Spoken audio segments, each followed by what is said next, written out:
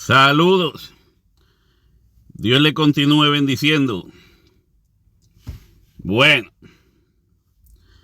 vamos a hacer un repaso, ya que estaba escuchando a el pastor Armando Alducín y fue un video puesto de hace poco, aunque el video yo sé que fue predicado hace mucho. No sé si cambió en algo su postura, pero en este video él trata de establecer que la religión, el concepto religión es malo. Como muchos cristianos se les ha metido eso en la cabeza también. Entonces ellos dicen que no son religiosos, sino que ellos simplemente tienen una relación con Jesucristo. Una relación. Como usted tener una relación con cualquier persona. Pero no entienden el concepto religión. Así que yo no lo voy a decir en mis propias palabras. Vamos a ver cómo lo explica Armando Alducín. Iglesia dictamine quién es santo y quién no es santo. 1860 se declara, 1860 se declara que el Papa cuando habla es infalible. Esto significa que el Papa no comete errores en sus encíclicas y que cuando él habla es Dios hablando a través de él. Y sin embargo, el Papa que viene después del otro Papa dice lo contrario a lo que el antiguo Papa dio. Y la pregunta es, ¿quién de los papas decía la verdad? Qué increíble, ¿verdad? Todo esto, seguimos una línea lógica elemental y decimos, ¿cómo es posible que yo haya llegado a creer eso? Y eso es lo que crecimos casi todos en Latinoamérica. 1965 se declara María la madre de la iglesia y la madre de Dios. Es que si Jesús es Dios, sí, pues María es su madre. ¿Sabes una cosa? María es madre del Hijo de Dios, de la humanidad de Dios, de Jesucristo. Jesucristo era 100% humano y 100% divino. Entonces María fue en su vientre el que pudo albergar a esa célula, ¿verdad? Donde creció Jesucristo, pero Dios no puede tener mamá porque sería diosa por el amor de Dios. Esto en filosofía sería completamente insostenible. ¿Cómo que una mujer puede ser la mamá de Dios? En el año 2000, Juan Pablo II, tu padrino,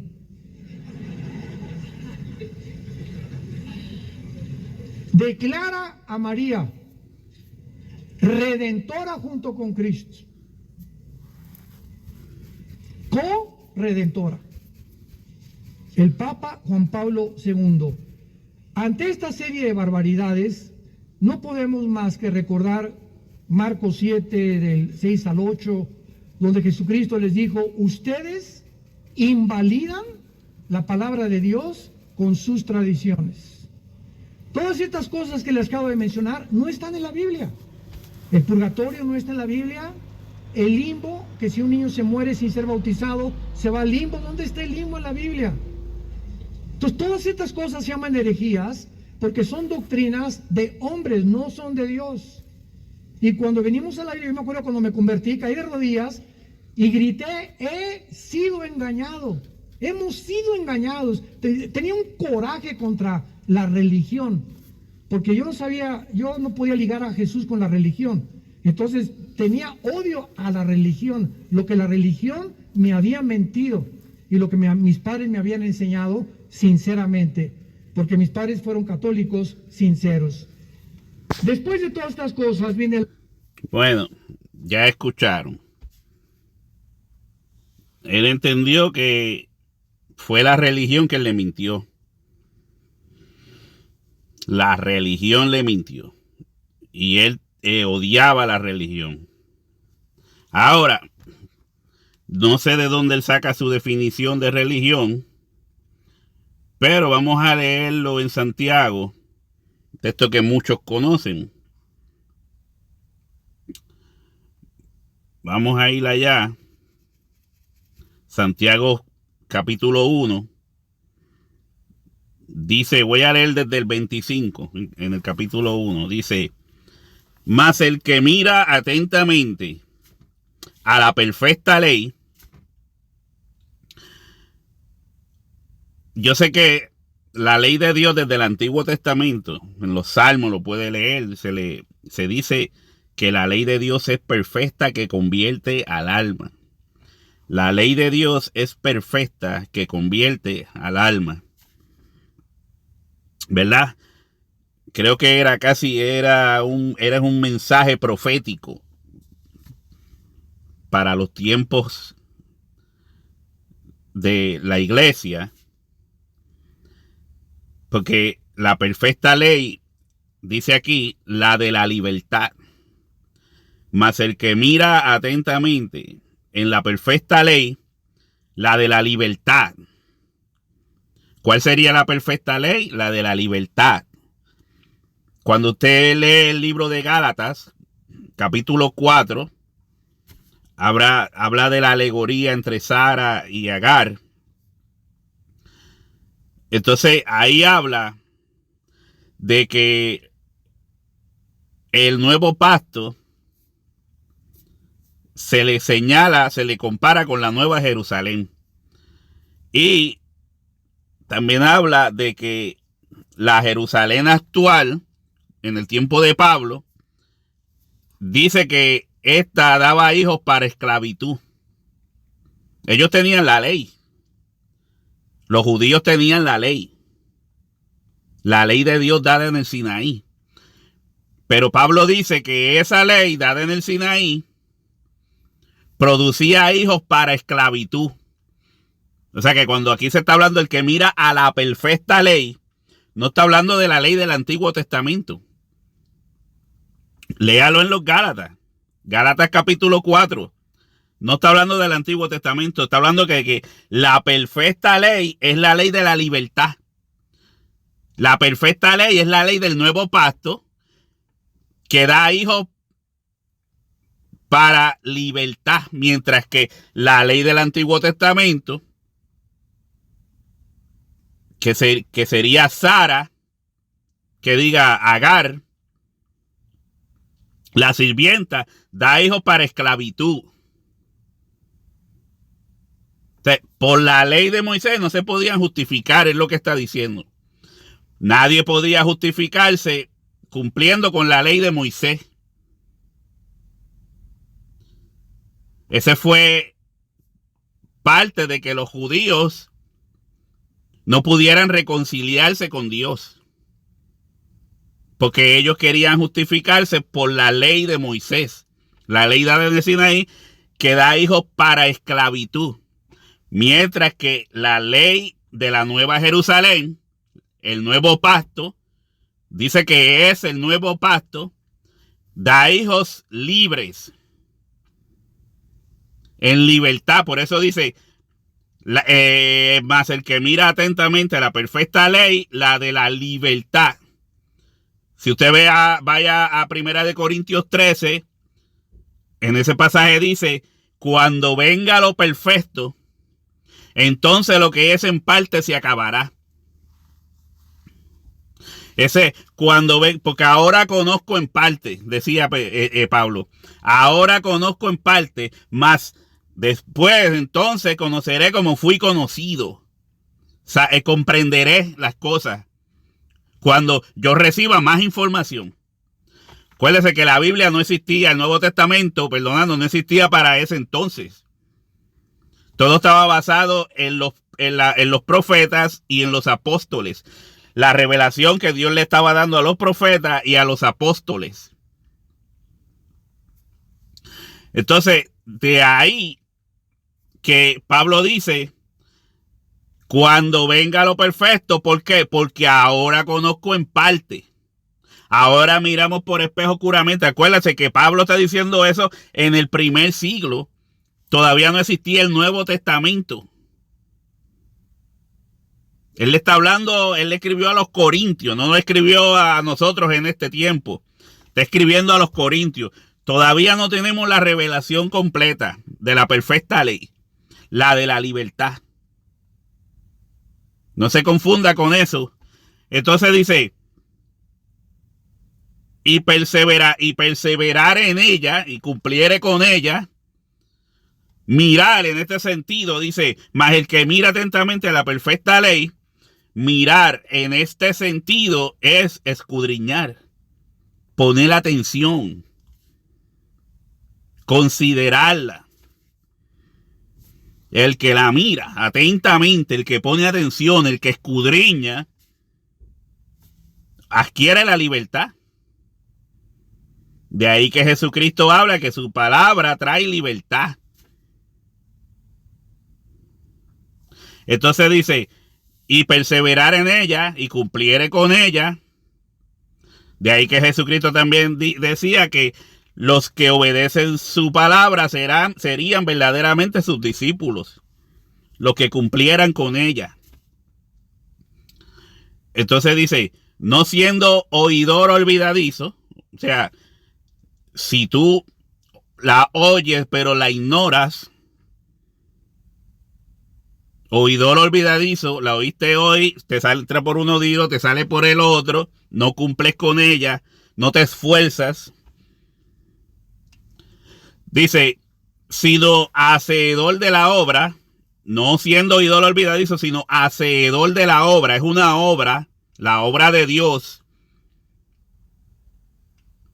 Por eso Jesús decía, yo y mi Padre trabajamos mientras el día dure. Mientras el día dure, estamos nosotros haciendo algo. Esta es la obra de Dios. Entonces dice, pero Dios necesita obreros. Dios necesita obreros. De ahí el asunto de que Santiago también decía, muéstrame tu fe por tus obras, porque Dios necesita obreros. Dice, sino hacedor de la obra, este será bienaventurado en lo que hace. Este será bendecido en lo que hace. Este tendrá la aceptación de Dios en lo que hace. Este será guiado. Ahí se puede comprobar cuando dice que seamos guiados por el Espíritu. Este será bienaventurado en lo que hace.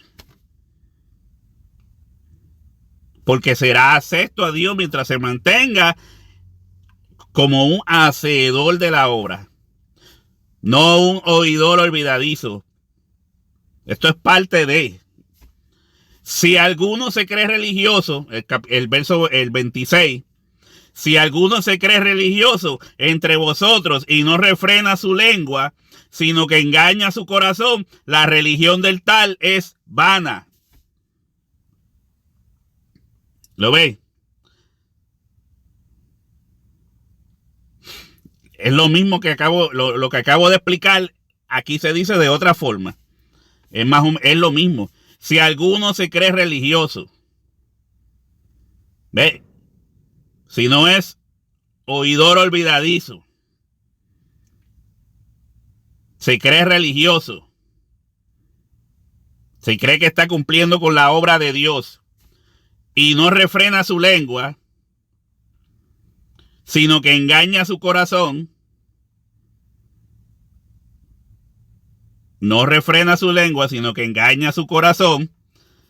Hay personas que hablan, dicen que están hablando la palabra, pero se engañan a ellos mismos, porque saben que lo que están diciendo está errado.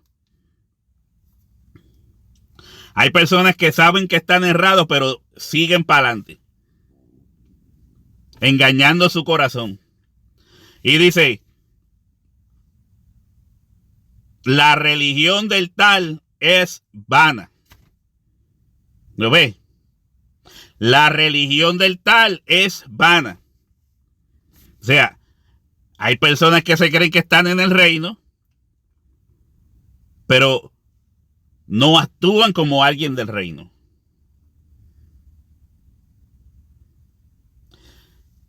De ahí que Juan, no sé si era el capítulo 1, habla de los anticristos que estaban con nosotros, salieron de nosotros, y así se presentó que no eran de nosotros.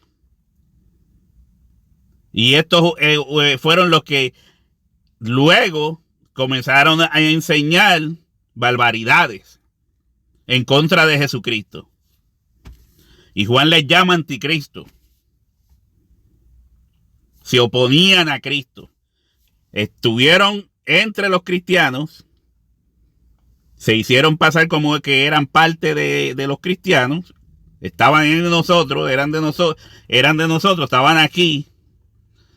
Pero se fueron a crear falsas doctrinas, falsas enseñanzas, engañando su corazón. No refrenaban su lengua. La religión de los tales es vana. ¿Ve? Entonces, ¿qué está diciendo Santiago? Que el término religión se aplica al creyente, al cristiano. Es como decir, si tú te crees cristiano, si tú te crees religioso, te crees cristiano, pero no refrenas tu lengua, sino que engañas su corazón, el cristianismo del tal o la religión del tal es vana. Entonces dice, la religión pura y sin mácula delante del Padre es esta: visitar a los huérfanos y a las viudas en sus tribulaciones, y guárdese sin mancha del mundo. Y guárdese sin mancha del mundo. Vamos a escuchar un poco más de Armando. Inquisición. Todas las personas que no se sometan a estos dictámenes y mandamientos y lean la Biblia sin permiso son muertos inmediatamente. El Papa Inocencio III, en el año 1198 después de Cristo, ordena el exterminio de los que lean la Biblia sin permiso del Vaticano. Comienza Roma con este mandamiento. Comienzan a confiscar los bienes materiales de los que leían la Biblia y pasaban a ser propiedad del Vaticano. Francia, España, Italia, Alemania y los Países Bajos sufrieron los horrores de estos crímenes realizados en el nombre de Dios. Ahora que los 19 musulmanes radicales, el 11 de septiembre del 2001 de nuestro siglo, se fueron contra las Torres Gemelas de Nueva York y dice él que fueron musulmanes contra el Pentágono. ¿Saben ustedes lo que los ateos? Tuve debate con dos ateos en el año 2005-2006 en la televisión y en el radio. ¿Saben ustedes los argumentos que usaron?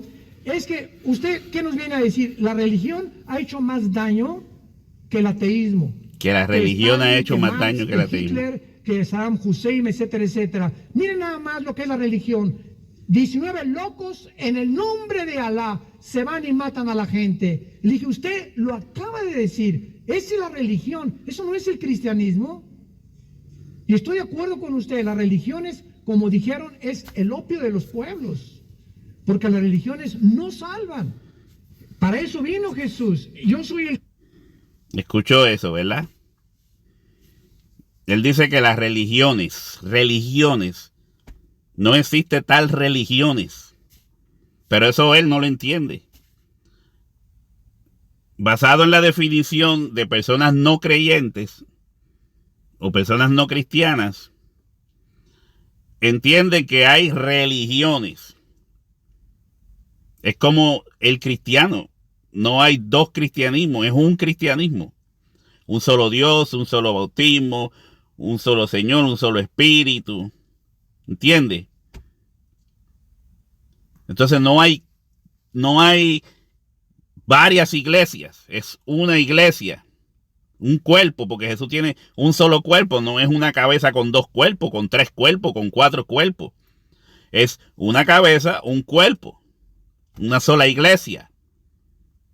Entonces, esa iglesia no pueden ser religiones, es la religión, es el cristianismo, es uno. Ahora, fuera de ahí, si tú entiendes que hay grupos, denominaciones que no están cumpliendo con la palabra de Dios, que se salen completamente de la palabra de Dios, pues no, eso no es una religión. Esos son sectas. Son sectas engañosas. Pablo mismo llamó a los fariseos una secta. Sectas pueden haber muchas. Sectas pueden haber muchas. Pero fuera del cristianismo no hay más cristianismo. Es un solo cristianismo. Es una sola religión. No hay religiones, sino sectas. ¿Comprende? Pablo mismo llamó a los fariseos la secta de los fariseos. Espero que esté entendiendo eso. Entonces él dice, mira lo que ha hecho la religión, porque está hablando con ateos que tampoco saben de lo que están hablando. Y él les da la razón diciendo que la religión ha traído muerte y destrucción. Y entonces, mira la definición. Ya acabo de leer la definición que da Santiago. Es increíble. Mire, vuelvo y leo de arriba. Si alguno se cree religioso entre vosotros y no refrena su lengua, sino que engaña su corazón, la religión del tal es vana. O sea, el cristiano tiene una religión, es religioso. Entonces, pero si no cumple con lo que la religión le exige, pues la religión del tal es vana. ¿Lo ve? O sea, no eres religioso. Dices que eres, pero no eres. Es lo que está diciendo. Dice, la religión pura y sin mácula. Mire, pura. La religión pura y sin mácula. Delante de Dios, el Padre es esta. O sea, hay una religión pura y sin mácula. Lo demás son imitaciones. Pero no se les puede llamar religión, son sectas. Sectas. Entonces dice, visitar a los huérfanos. ¿A quién le hace mal visitar a los huérfanos? ¿A quién le hace mal ayudar al huérfano? Y a las viudas en sus tribulaciones. ¿A quién le hace mal ayudar a las personas necesitadas? O sea, está diciendo que el religioso tiene que ser caritativo, benévolo, caritativo. Debe ayudar, debe considerar, debe amar. Eso es lo que hace un religioso.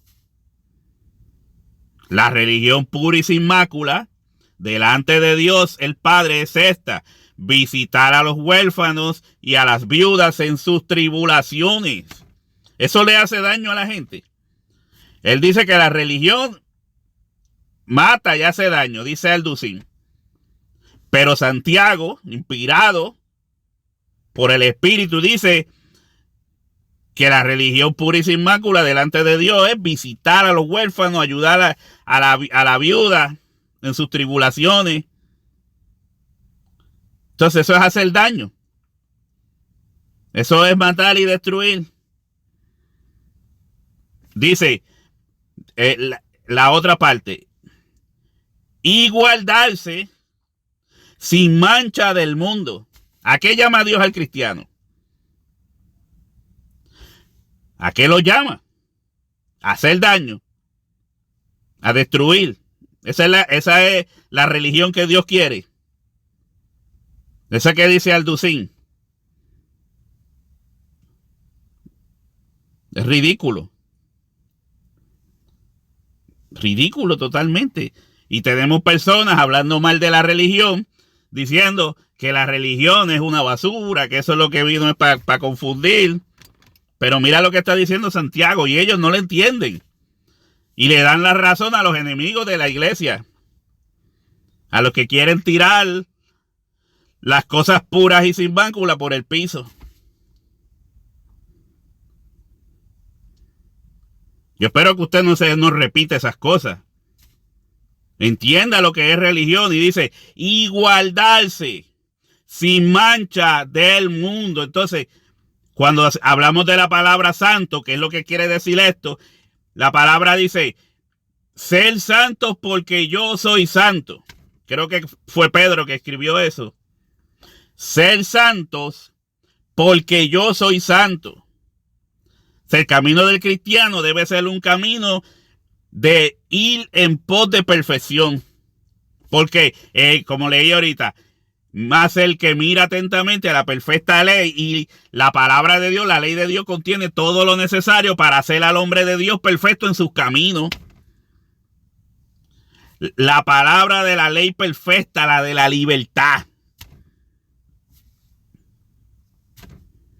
Y ahí Santiago dice, y guardarse sin mancha del mundo, o sea, y ser apartado para Dios.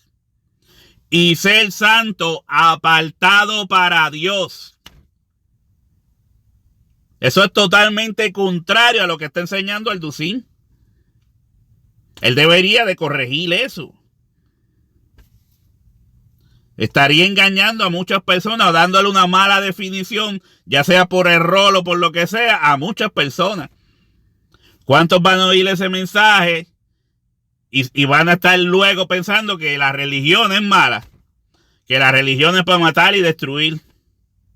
Eso lo hacen las sectas. Yo espero que esto ha sido bastante claro. Creo que, verdad, no hay que seguir. Vuelvo y lo leo y termino. Mire, la religión pura y sin mácula delante de Dios, el Padre, es esta: visitar a los huérfanos y a las viudas en sus tribulaciones y guardarse sin mancha del mundo. ¡Qué preciosidad! La verdadera religión es una preciosidad. Las sectas no. Así que, mi hermano, espero que Dios le ilumine en esto. Dios le continúe bendiciendo.